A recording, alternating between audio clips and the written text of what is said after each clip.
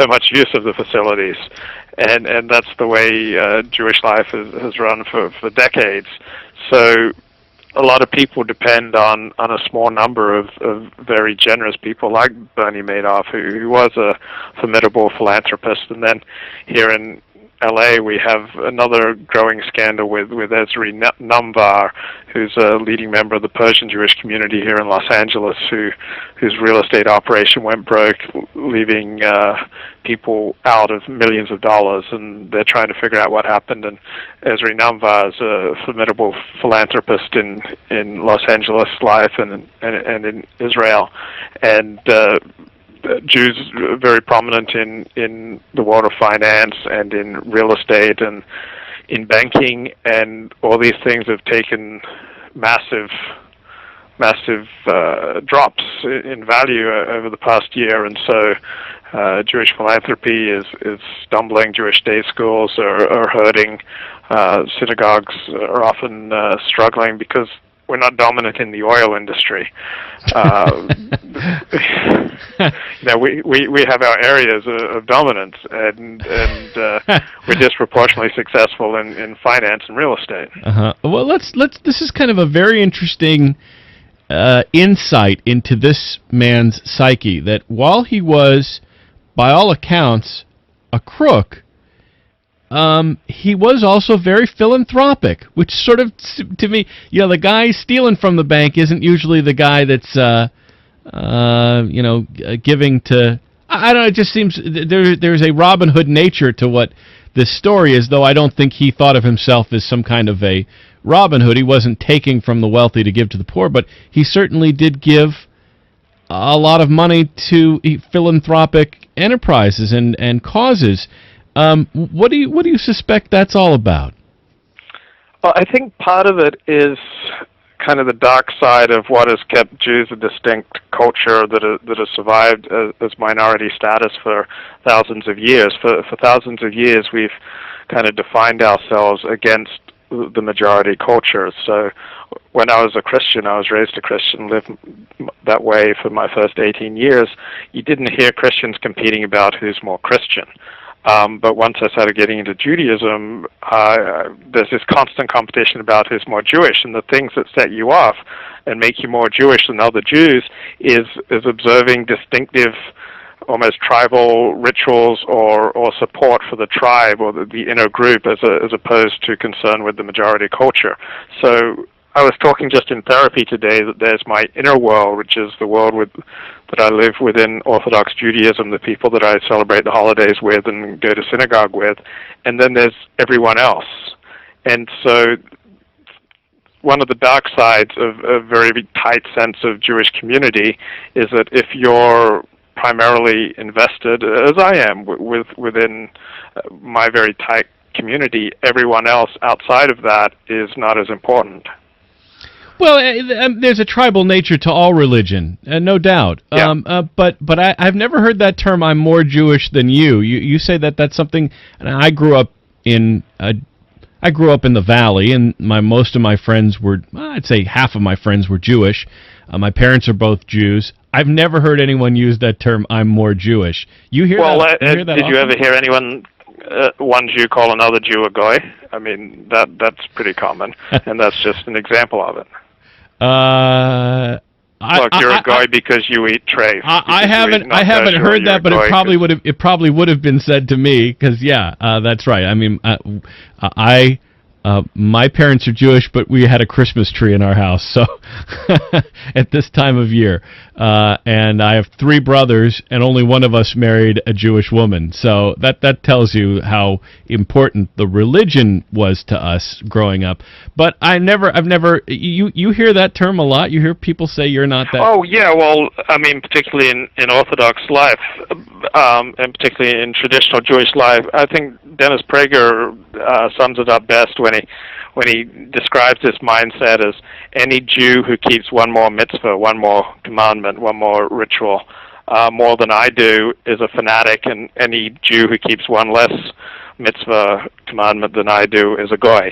So there's this constant notion of, are you acting like a goy or are you acting like a Jew?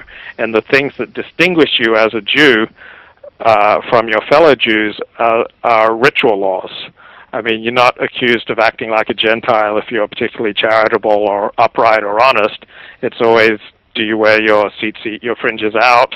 Do you pray every day at synagogue? Do you learn a page of Talmud every day?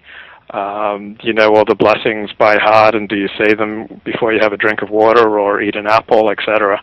So it's these ritual observances that kind of distinguish you as being more Jewish than those who are more lax. Well, is it possible that this is just something that comes from Orthodoxy, that because you're so involved in Orthodox Judaism, that maybe you're exposed to something that I never would see not being Orthodox?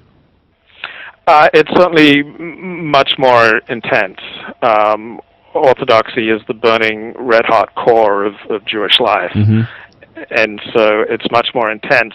But, I mean, you would have Jewish gangsters who were a Cohen, meaning a descendant of a priest, who would not set foot in a cemetery. So these were people who were killing other people for their work, and yet they maintained this millennia-old custom that a Kohen, a Jewish priest, should not set foot in a cemetery. I mean, there were people in the porn industry who would keep varying degrees of kosher. So obviously, pornography is not the Jewish thing. It's condemned by all religion according to Judaism. But even Jews in the pornography industry, to some degree, would keep aspects of the Jewish tradition. It's kind of difficult to throw it all away. So in the Soviet Union, in the very beginning, so about 80 years ago, there are stories about Jews who would keep a copy of Karl Marx and a copy of Maimonides.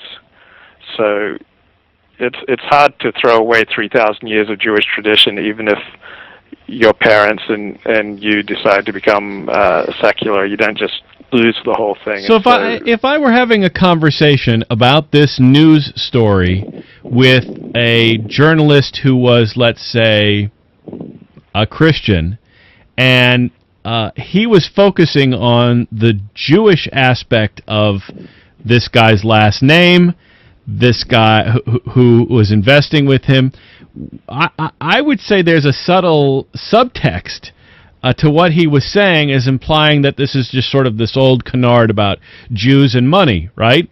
But you're saying the same thing, and I'm wondering if you like when you first heard this story and heard his name had that Bernard Madoff is a very Jewish-sounding name, and then you find out that it's Mort Zuckerman, it's Elie Wiesel, it's Steven Spielberg. You hear all these names.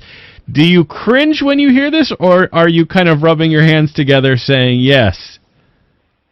Oh, I cringe. It's obviously bad for the Jews. It makes us look bad. This is someone deeply involved in Jewish life and deeply supported by his fellow Jews, particularly the most successful Jews, the most public Jews. This is all very, very bad for the Jews.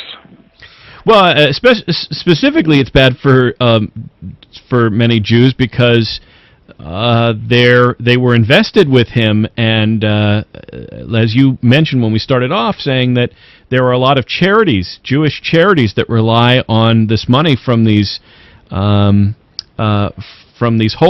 from these, what are they called, these funds, hedge funds. Well, not just hedge funds, but they're philanthropic funds that are set aside that live off the interest from someone's benevolent gift. And the fact that they can't do that, it has a tremendous impact for the Jewish community. Like you were talking about, Jewish schools that may not be able to function. I imagine that there are synagogues that will also be similarly impacted. Yeah, there are 2 Jewish charities that are shut down immediately because they've been totally wiped out. Wow. But also there's no group that only has good qualities. So when you hear that someone's accused of murder, you're very surprised if his name is Cohen. But if you hear that someone's accused of white-collar crime on Wall Street, you're a little surprised if his name isn't Jewish. I'm not sure. I mean, if you think about the people who have been involved, for example, with all these scandals with the subprime mortgage, it's a lot of guys don't sound like Jews to me. The guys who were running Freddie Mac and Fannie Mae and, Warren Buffett, and I don't know, Warren Buffett's not involved in any shenanigans, but I mean, these are not